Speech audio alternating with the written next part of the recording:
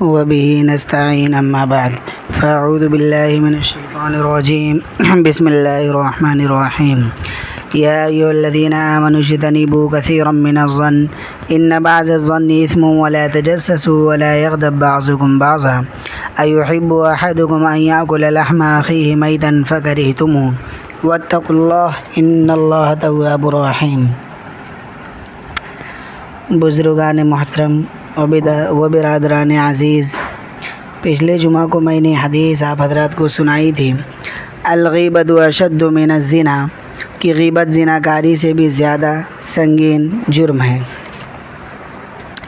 اب اسی غیبت کے بارے میں چند گزارشات عرض کرنی ہیں، یعنی چند باتیں آپ کو بتلانی ہیں، کیونکہ اس کے بارے میں چند غلط فہمیاں پائی جاتی ہے۔ ایک غلط فہمی جو لوگوں میں پائی جاتی ہے وہ پچھلے جمعہ کو پچھلے بیان میں نے عرض کی تھی، وہ یہ کہ غیبت کرنے والے یہ کہتے ہیں کہ ہم جو بات کہہ رہے ہیں وہ سچی بات ہے، ہم کوئی جھوٹ نہیں کہہ رہے ہیں۔ پچھلے جمعہ کو میں نے عرض کیا تھا کہ چاہے آدمی سچی بات کہے، لیکن وہ بات ایسی ہو کہ جس کی غیبت کی جا رہی ہے اس کو ناگوار ہو، تو ایسی صورت میں سچی بات کہنا بھی ناجائز ہے اور غیبت میں داخل ہے۔ اور اگر جو برائی آپ بیان کر رہے ہیں وہ اس کے اندر نہیں ہے، تب تو دوہرا گناہ ہے، یعنی ڈبل گناہ ہے، ایک غیبت کرنے کا، دوسرا بہتان لگانے کا گناہ۔ لیکن اگر وہ بات صحیح اور سچی ہے تو پھر بہتان لگانے کا کوئی گناہ تو نہیں ہوگا، لیکن غیبت کرنے کا گناہ پھر بھی ہوگا، کیونکہ نبی کریم صلی اللہ علیہ وسلم نے غیبت کی تعریف یہ فرمائی ہے،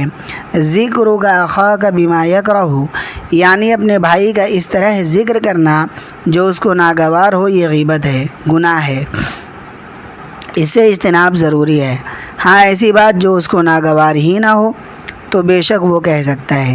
بعض لوگ ایسے ہوتے ہیں جو کھلم کھلا برائی میں مبتلا ہوتے ہیں، ان کی وہ برائی ہر ایک کے سامنے ہے اور ہر ایک کو معلوم ہے۔ مثلاً ایک شخص کھلم کھلا سگریٹ پیتا ہے،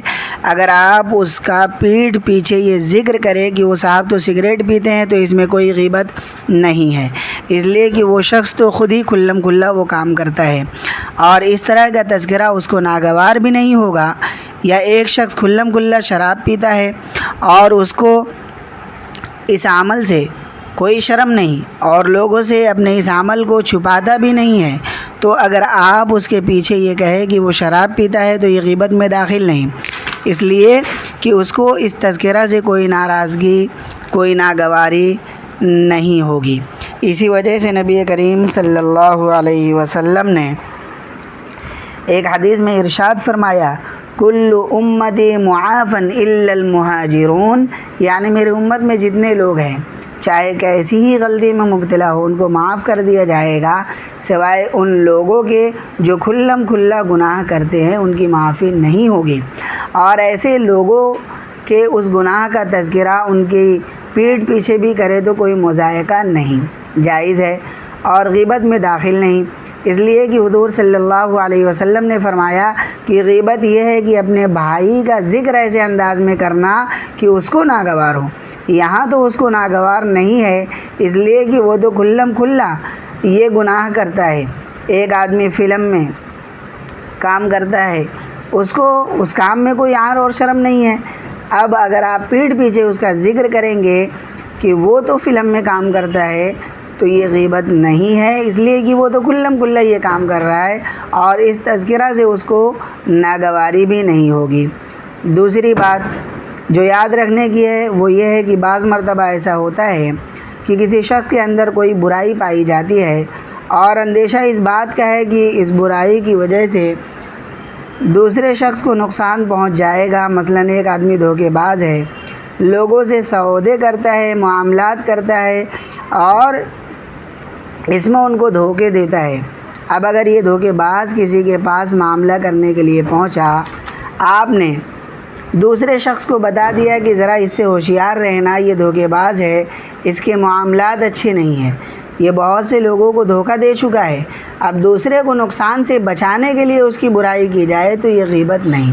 اور اس میں غیبت کرنے کا گناہ نہیں ہوگا، بلکہ دوسرے آدمی کی خیر خواہی کا ثواب ملے گا کہ آپ نے ایک مسلمان کے ساتھ خیر خواہی کی اور اس کو نقصان سے بچا لیا۔ اسی طرح ایک آدمی کسی دوسرے کے گھر میں ڈاکہ ڈالنے کا پروگرام بنا رہا ہے اور آپ کو پتہ چل گیا، تو اگر آپ متعلقہ شخص کو بتا دیں، یعنی جس کے گھر کے بارے میں یہ پلاننگ ہو رہی ہے، آپ اس کو بتلا دیں کہ ذرا ہوشیار رہنا، فلاں آدمی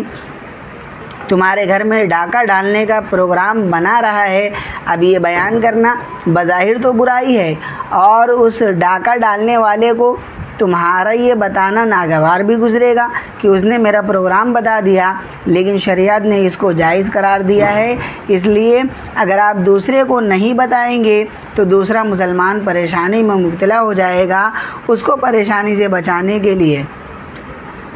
اگر آپ اس کی برائی بیان کریں تو یہ شرعاً جائز ہے، بلکہ آپ کا فرض ہے کہ آپ ضرور اس کو اطلاع کریں۔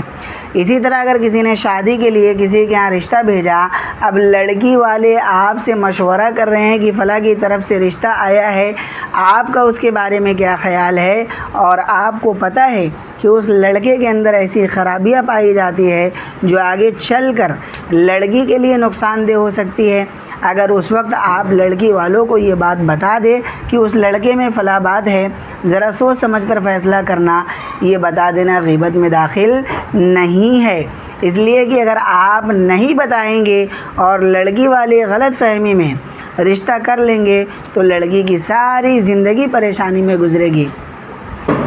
اس پریشانی سے بچانے کے لیے اگر آپ اس کی حقیقی برائی بتا دیں یا آپ کو شبہ ہے تو اس شبہ کا اظہار کر دے تو یہ غیبت نہیں۔ اصول یہ ہے کہ کسی دوسرے کو کسی نقصان سے بچانے کے لیے کسی کی برائی بیان کرنی پڑے تو یہ نہ غیبت ہے نہ گناہ ہے، بلکہ ایک مسلمان کے ساتھ خیر خواہی ہے اور باعث اجر و ثواب ہے۔ اب ہوتا یہ ہے کہ بہت سے لوگوں کے سامنے ایسے مواقع آتا ہے، لیکن وہ یہ سمجھتے ہیں کہ اگر میں بتاؤں گا تو یہ غیبت ہو جائے گی، اور اس وجہ سے وہ صحیح بات بتانے سے اجتناب کرتے ہیں۔ یہ شریعت کا تقاضا نہیں۔ ایک حدیث میں حضرت عائشہ صدیقہ رضی اللہ تعالی عنہ فرماتی ہیں، ایک مرتبہ حضور صلی اللہ علیہ وسلم میرے پاس بیٹھے ہوئے تھے، اتنے میں ایک آدمی دور سے آتا ہوا نظر آیا۔ آپ صلی اللہ علیہ وسلم نے مجھ سے فرمایا، یہ آدمی جو آ رہا ہے یہ اپنے قبیلے کا برا آدمی ہے، لیکن جب وہ آپ کے پاس ملاقات کے لیے آیا تو آپ اس کے ساتھ بہت اچھے اخلاق سے پیش آئے، اچھا سلوک کیا۔ جب وہ شخص چلا گیا تو میں نے حضور صلی اللہ علیہ وسلم سے پوچھا کہ یا رسول اللہ، آپ نے پہلے تو اس شخص کے بارے میں فرمایا کہ یہ بہت برا آدمی ہے، لیکن وہ جب آیا تو آپ نے اس کا اکرام کیا اور بڑی خوش اخلاقی کے ساتھ پیش آئے، اس کی کیا وجہ ہے؟ آپ نے فرمایا، اے عائشہ، تم نے مجھے بد اخلاق کب پایا؟ میں تو ہر ایک کے ساتھ خوش اخلاقی کا معاملہ کرتا ہوں، لیکن میں نے اس کے بارے میں اس لیے بتا دیا کہ کہیں ایسا نہ ہو کہ آئندہ کبھی یہ شخص تمہیں دھوکہ دے جائے، یعنی تم اس کو اچھا سمجھ کر اس کے ساتھ کوئی معاملہ کر بیٹھو اور بعد میں تمہیں پریشانی ہو، اس لیے میں نے تمہیں بتا دیا۔ لیکن جہاں تک میرے اپنے برتاؤ کا تعلق ہے تو میرا برتاؤ تو ہر ایک کے ساتھ خوش اخلاقی کا ہے، کبھی تم نے مجھے ایسا پایا کہ میں کسی کے ساتھ بد اخلاقی کی؟ اب بظاہر دیکھنے میں تو یہ غیبت ہے، لیکن چونکہ آپ کو معلوم تھا اگر یہ بات نہیں بتائی جائے گی تو اس آدمی سے حضرت عائشہ رضی اللہ تعالی عنہا کو یا ان کے متعلقین کو نقصان پہنچ سکتا ہے، اس لیے آپ نے پہلے سے متنبہ فرما دیا۔ بہرحال جہاں اس بات کا اندیشہ ہو وہاں بتانے میں کوئی حرج نہیں۔ نبی اکرم صلی اللہ علیہ وسلم کی جتنی احادیث ہم تک پہنچی ہے وہ کس طرح پہنچی ہے؟ وہ اس طرح پہنچی ہے کہ ایک صحابی نے ایک حدیث دوسرے کو سنائی، دوسرے نے تیسرے کو، تیسرے نے چوتھے کو سنائی، یہاں تک کہ وہ حدیث ہم تک پہنچ گئی اور اللہ تعالیٰ نے حضور صلی اللہ علیہ وسلم کی احادیث کی حفاظت کے لیے ایسے محدثین اور ایسے علماء پیدا کیے کہ جنہوں نے یہ کیا کہ جتنے روایت کرنے والے راوی ہیں اور جو حضور صلی اللہ علیہ وسلم کی طرف کوئی روایت کرنے والے روایت کو منسوب کرنے والے ہیں، یعنی حضور کی طرف کوئی بات منسوب کر رہے ہیں، ان میں سے ایک ایک راوی کی پوری زندگی کا کچا چٹھا لکھ کر چلے گئے۔ مثلا میرے پاس ایک حدیث پہنچی، میں نے تحقیق کی تو معلوم ہوا کہ فلاں شخص نے فلاں کو یہ حدیث پہنچائی تھی اور فلاں نے فلاں کو پہنچائی تھی۔ اس طرح درمیان میں 8-10 آدمی آ گئے۔ اب دیکھنا یہ ہے کہ یہ 8-10 آدمی حضور صلی اللہ علیہ وسلم کی طرف جو بات منسوب کر رہے ہیں، یہ سچ منسوب کر رہے ہیں یا جھوٹ منسوب کر رہے ہیں، یہ لوگ بھروسہ کرنے کے لائق ہے یا نہیں۔ علماء جرح و تعدیل نے اس پر بڑی بڑی کتابیں لکھ دی، جن میں ہر ایک راوی کا حال درج ہے۔ اس وقت دنیا میں حدیث کی 200 سے زائد کتابیں ہیں۔ آپ ان میں سے کوئی بھی کتاب اٹھا لیں اور اس کتاب میں ایک ایک حدیث کے بارے میں لکھا ہوگا کہ یہ حدیث کس کس راوی نے روایت کی ہے، اور راویوں کی تعداد تقریباً 1 لاکھ تک پہنچتی ہے۔ آج آپ ان راویوں میں سے کسی کے نام پر انگلی رکھ دے، کتابوں کے اندر اس راوی کا پورا تذکرہ مل جائے گا کہ یہ راوی کہاں پیدا ہوا تھا، کس کس سے پڑھا تھا، اس کا حافظہ کیسا تھا، اس کے اخلاق کیسے تھے، اور آیا یہ راوی بھروسے کے لائق ہے یا نہیں۔ یہ سب تفصیل موجود ہے۔ یہ علم کسی مذہب کسی ملت میں موجود نہیں جو حضور صلی اللہ علیہ وسلم کی امت میں موجود ہے۔ اس علم کو اسماء الرجال کا علم کہا جاتا ہے، یعنی روایت کرنے والے آدمی کا علم۔ یہ علم کیسے وجود میں آیا؟ یہ علم اس طرح وجود میں آیا کہ جن لوگوں کو اللہ تعالیٰ نے اس کام کے لیے کھڑا کر دیا تھا وہ حضور صلی اللہ علیہ وسلم کی حدیثوں کی حفاظت کرے، وہ ایک ایک راوی کے حالات کی چھان بین ان کی بستی میں جا کر کیا کرتے تھے۔ غالباً حضرت یحییٰ بن معین رحمۃ اللہ علیہ جو اس علم کے امام ہیں، وہ فرماتے ہیں جب ہم کسی بستی میں کسی راوی کے حالات معلوم کرنے جاتے تو ہم اس کے خاندان کے بارے میں، اس کے اخلاق کے بارے میں، اس کی نماز کے بارے میں اور اس کے کردار کے بارے میں سوالات کرتے تو بستی والے ہم سے پوچھتے کیا ان کی طرف سے آپ کی کسی لڑکی کا رشتہ آیا ہے، اس لیے کہ اتنی تحقیق وہی کرتا ہے جس کے گھر رشتہ بھیجا گیا ہو۔ چنانچہ اگر ان راویوں کے اندر کوئی خرابی ہوتی تو وہ بتا دیتے تھے کہ اس کے اندر یہ خرابی ہے، مثلاً اس کا حافظہ کمزور ہے،